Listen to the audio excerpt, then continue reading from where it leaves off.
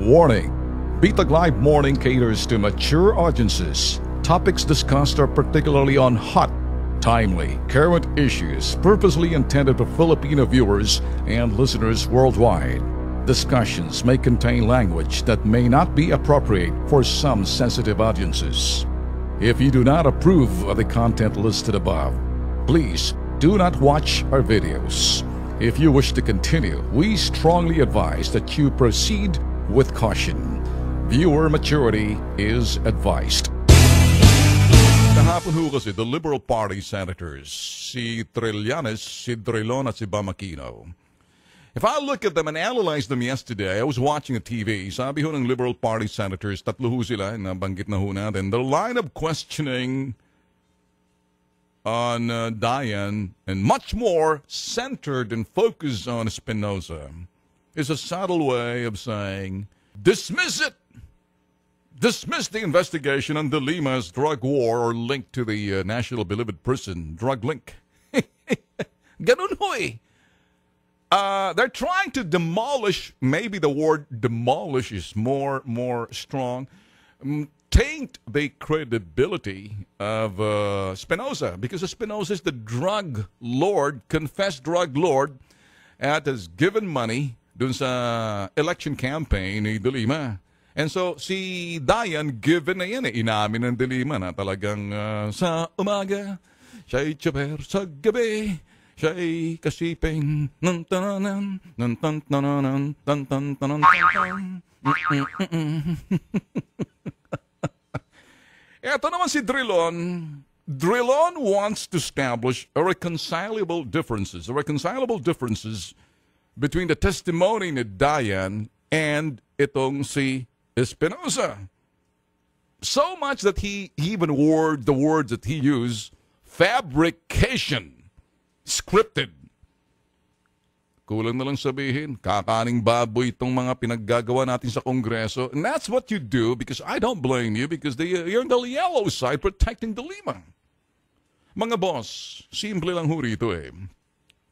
Kahapon ho, gaano man, sabihin natin, gaano man gamitin nitong si Drilon ang kanyang katalinuhan, na akala niya mapapaikot niya, madadala niya yung madlang people sa kanyang mga estilo na siguro pinakikita niya na kung maaari gibain ang testimonya at huwag pagtugmain kasi ang kanilang sinasabi, eto'y conspiracy theory na talagang nag-conspire yung mga testigo na mga drug lords na sa bilangguan na ito'y scripted at ginamit na may handler na ngayon kasi dati siya yung handler ni Dayan eh. Si De Lima, handler, lover, driver, security, and you know, what else can I say? So, you know that Dayan is the most powerful individual. Can you believe this guy na, you know, look like harmless, look like ob-ob, you know, gus-gusin, uhugin, pero full of power and influence. That's what you get at nighttime when you whisper to the ears. I love you. More. More. Ton, ton, ton, ton. Ding, ding, ding.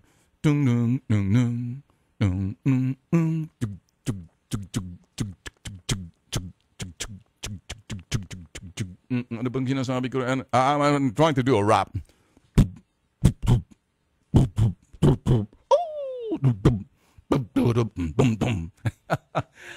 Oh, I'm saying dito mga boss, ano?